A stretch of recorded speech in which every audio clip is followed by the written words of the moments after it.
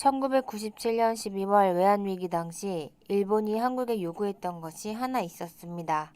자금 지원 문제를 논의하면서 수입선 다변화 제도 조기 폐지를 요청한 것입니다. 해당 제도가 일본 제품의 국내 상륙을 막아주던 마지막 보루로 인식되던 시기였습니다.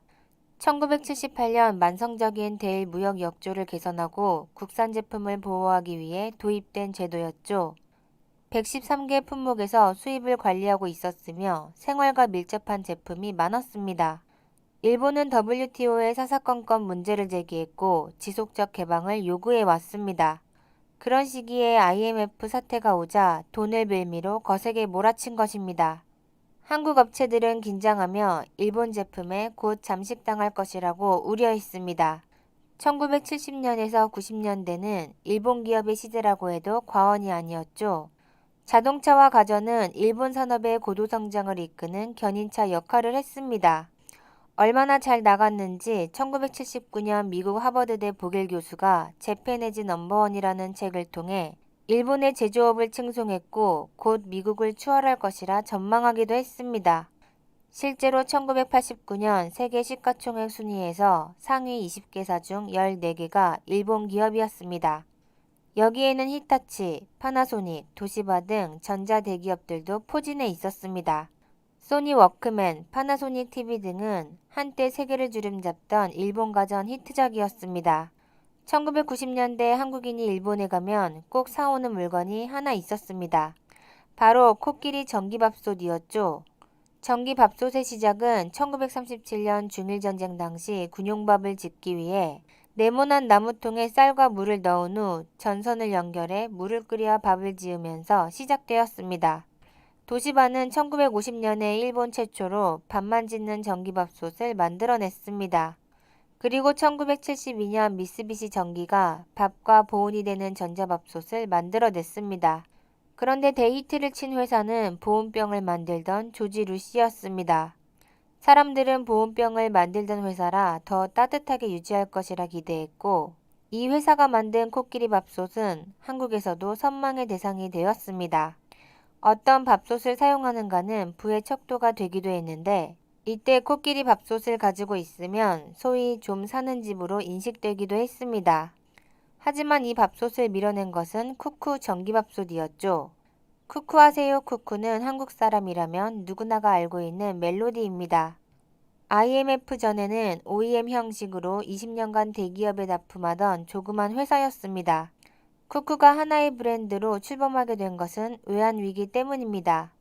납품을 받던 대기업이 경영 악화에 빠지자 더 이상 공급을 받을 수 없다고 했고 엎친 데 덮친 격으로 일본은 밥솥에 대한 수입 제한 조치 해제를 요청해 왔습니다. 쿠쿠의 전신인 성광전자는 세 가지 선택 사이에서 고민했습니다. 직원 퇴직금이라도 챙겨줄 수 있게 회사를 정리하거나 업종 전환, 자사 브랜드 출시였습니다. 그때 직원들은 월급 안 받아도 좋으니 함께 살고 함께 망하자며 뜻을 같이 했습니다.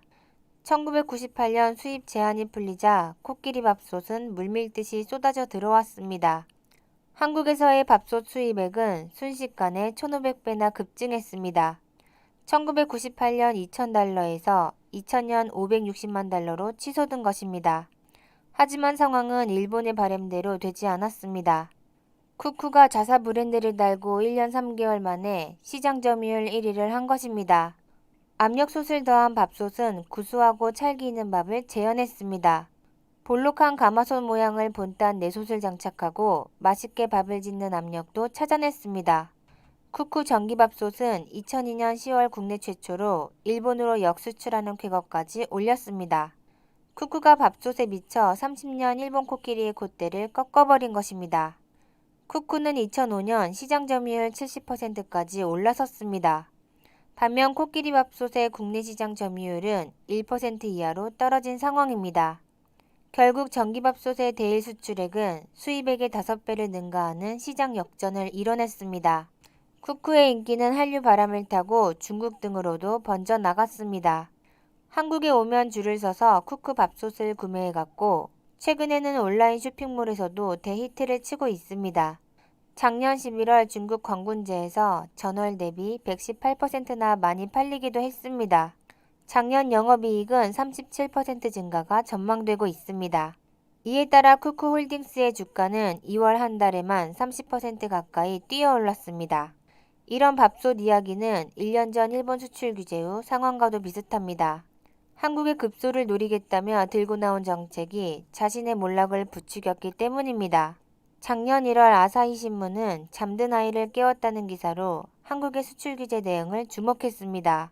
필수 소재를 차단하면 자신들이 유리해질 것이라 봤지만 한국은 놀랍게도 1년 반 만에 일본의 기대를 무참히 깨버렸습니다. 불화수소, 포토레지스트, 폴리이미드 필름에 대한 국산화와 대체재를 찾은 것입니다. 일본은 공급처를 잃어버렸고 숫자로 표현할 수 없는 손실을 입었습니다. 일본이 소재 부품에서 수출 규제를 했던 이유는 밥솥 사례에서도 봤듯이 완제품에서는 한국을 도저히 따라갈 수 없었던 것도 있었습니다. 1990년대 이후 일본전자 기업의 몰락 그래프를 봐도 알 수 있습니다. 최근 전 세계 시가총액 상위 기업의 일본의 모습은 찾아볼 수 없습니다.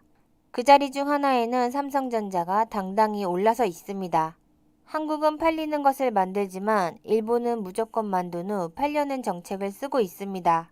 일본은 모노즈쿠리, 즉 최고의 제품을 위해 혼신을 다하는 장인정신에 따른 완벽함의 추구가 시장 트렌드와 맞지 않았다고 주장했습니다. 긍정적 어감을 위해 완벽주의를 언급했지만 결국 시장의 변화에 못 따라갔을 뿐입니다.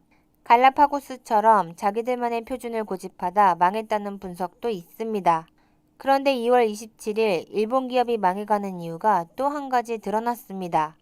현재 일본 메인 뉴스에는 도쿄전력의 원전 배상액이 100조 원을 넘었다는 소식이 나와 있습니다. 원전 사고로부터 10년이 지났음에도 피난에 따른 위자료와 영업손해배상을 하고 있는 것입니다. 해당 기사에는 3,500건이 넘는 댓글이 달리며 분통이 터져 나오고 있습니다. 제염 작업에 5차 하청과 7차 하청까지 있어 돈 낭비가 심하다고 하소연을 한 것입니다.